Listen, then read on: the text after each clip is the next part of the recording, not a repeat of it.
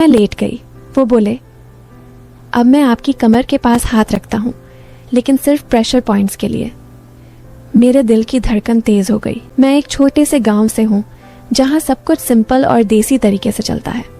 मेरी उम्र 24 साल है और मैं थोड़ी सी गोरी चिट्टी हूँ, बाल लंबे काले और फिगर ऐसा कि जब मैं साड़ी पहनकर चलती हूँ तो हवा भी थोड़ा रुक जाती है।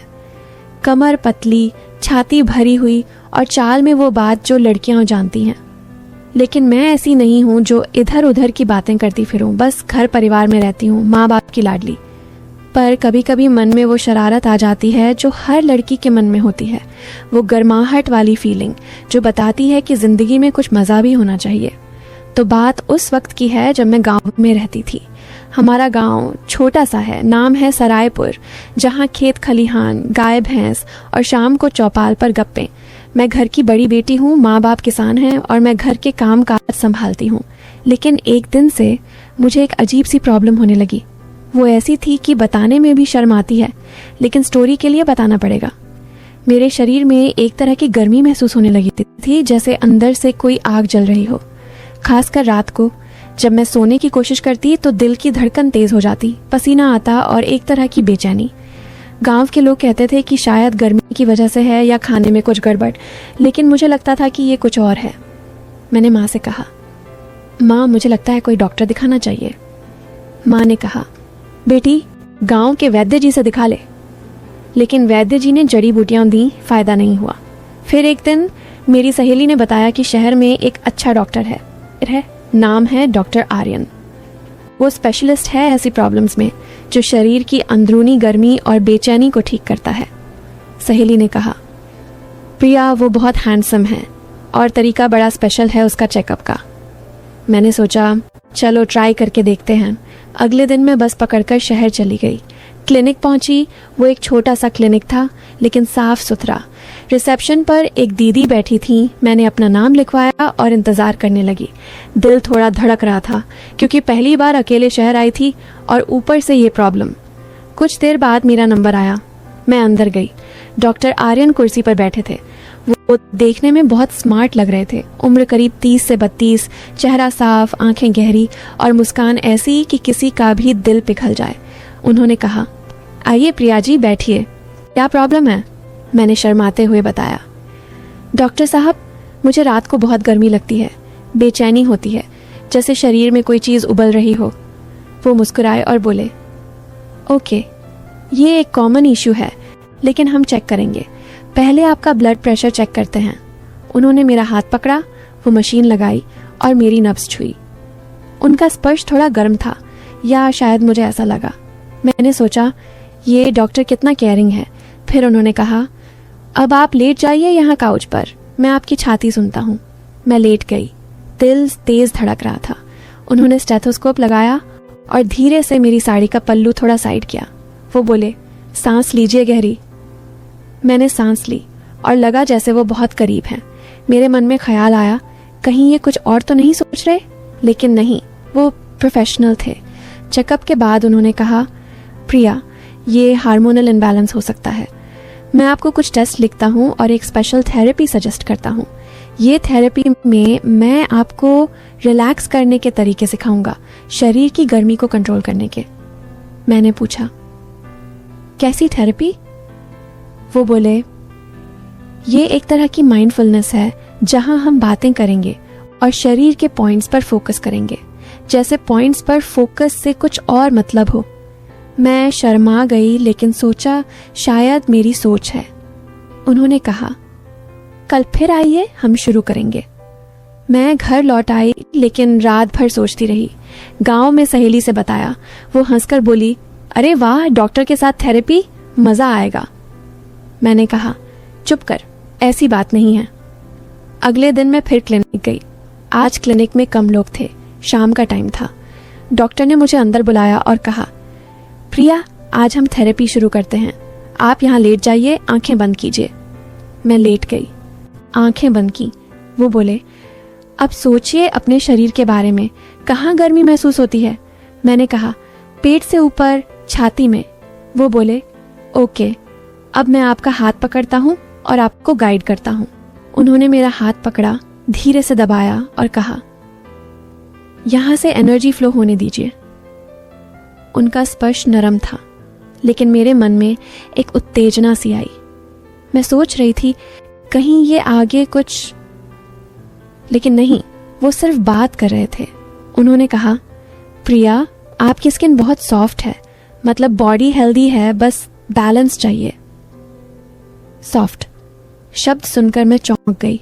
लगा जैसे फ्लर्ट कर रहे हैं, लेकिन वो जारी रखे, अब सांस लीजिए और इमेजिन कीजिए कि गर्मी बाहर निकल रही है।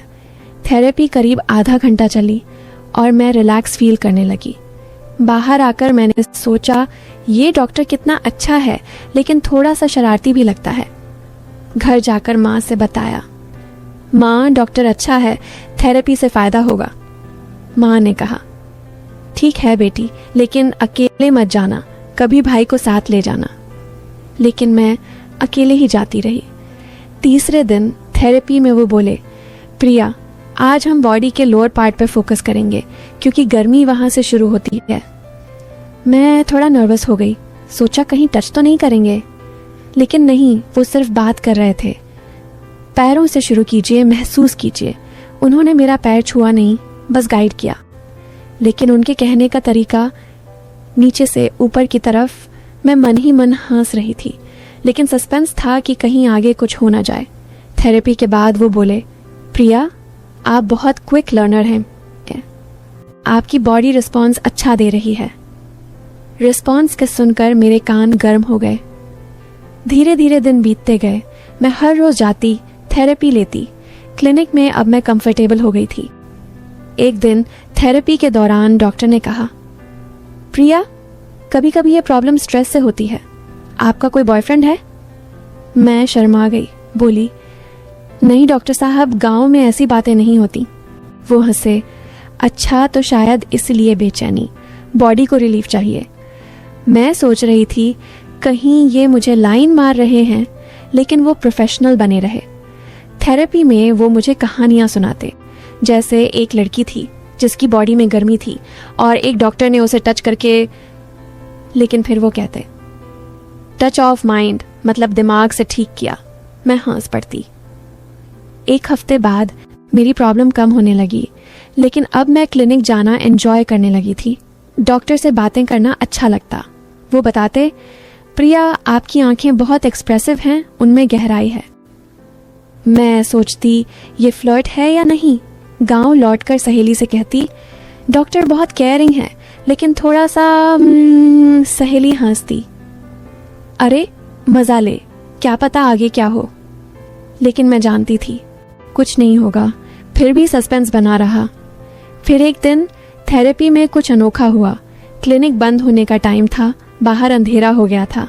डॉक्टर ने कहा, यार हम एक नई टेक्निक ट्राई करेंगे, आपकी कमर पर फोकस।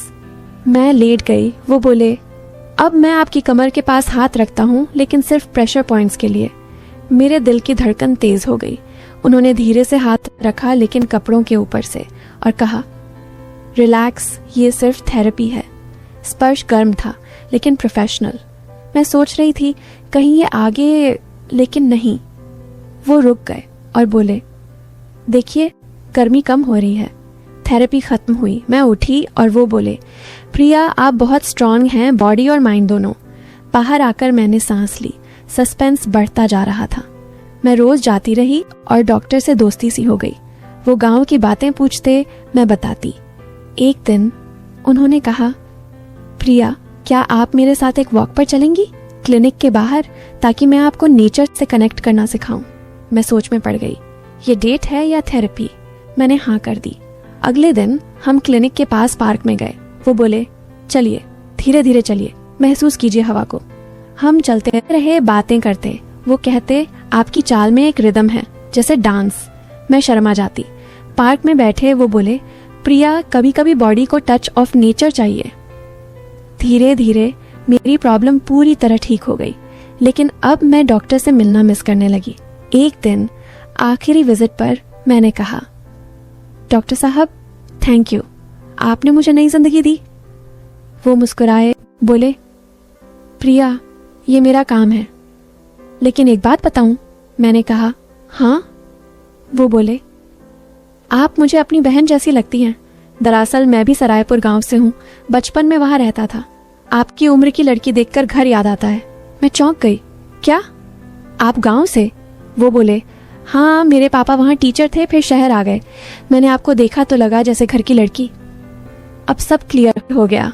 वो कुछ और नहीं सोच रहे थे, बस केयरिंग थे। मेरे मन का सस्पेंस खत्म हुआ। मैं हंस पड़ी, बोली, डॉक्टर साहब आप कितने अच्छे हैं। घर लौटकर सहेली से बताया, वो भी हंसी। अरे मैं तो सोच रही थी मज़ा आएगा। अब सब क्लियर हो गया। वो कुछ और नहीं सोच रहे थे, बस केयरिंग थे। मेरे मन का सस्पेंस खत्म हुआ। मैं हंस पड़ी, बोली, डॉक्टर साहब आप कितने अच्छे हैं। घर लौटकर सहेली से बताया, वो भी हंसी। अरे मैं तो सोच रही थी मज़ा आएगा, लेकिन ये तो अच्छी स्टोरी निकली। और सच में थरकी वाले सोचेंगे कि कुछ होने वाला था, लेकिन अच्छे वाले कहेंगे कितनी प्यारी दोस्ती। लेकिन रुको, ये स्टोरी यहीं ख़त्म नहीं होती। असल ट्विस्ट तो अब आता है जो मेरी ज़िंदगी पलट गया। कुछ दिन बाद मैं गांव में थी, सब नॉर्मल चल रहा था, लेकिन एक रात मुझे फिर वही गर्मी महसूस हुई, लेकिन इस बार ज़्यादा तेज़। मैंने डॉक्टर आर्यन को फ़ोन किया। वो बोले, प्रिया चिंता मत करो, मैं आता हूँ। वो रात को ही गांव आए मेरे घर। माँ बाप सो रहे थे। मैंने दरवाज़ा खोला। वो अंदर आए और बोले, प्रिया अब सच्चाई बताने का वक्त है। मैं चौंक। वो बोले, ये थेरेपी, ये सब, असल में मैं डॉक्टर नहीं हूँ, मैं एक रिसर्चर हूँ जो एक स्पेशल प्रोजेक्ट पर काम कर रहा हूँ। तुम्हारी ये गर्मी कोई हार्मोनल इशू नहीं, बल्कि एक रेयर कंडीशन है जो तुम्हें सुपर पावर दे रही है। मैं हंस पड़ी, सोचा मजाक कर रहे हैं, लेकिन वो सीरियस थे। उन्होंने अपना बैग खोला और एक डिवाइस निकाली। देखो, ये स्कैनर है। तुम्हारे शरीर में एक तरह की एनर्जी है जो रात को एक्टिव होती है। सरायपुर गांव में सालों पहले एक एक्सीडेंट हुआ था, एक केमिकल स्पिल जो सिर्फ कुछ लोगों को प्रभावित करता है। तुम उनमें से एक हो। मैं तुम्हें ठीक नहीं कर रहा था, बल्कि स्टडी कर रहा था, क्योंकि मैं खुद उस एक्सीडेंट का विक्टिम हूं, लेकिन मेरा पावर कंट्रोल से बाहर है। अचानक उनके हाथों से एक नीली रोशनी निकली, जैसे कोई डीएन लियो। मैं डर गई, लेकिन मेरे अंदर भी वही फीलिंग आई। वो बोले, प्रिया तुम मेरी मदद कर सकती हो। हम साथ मिलकर इस एनर्जी को कंट्रोल करेंगे, वरना ये हमें मार डालेगी। मैं स्तब्ध रह गई।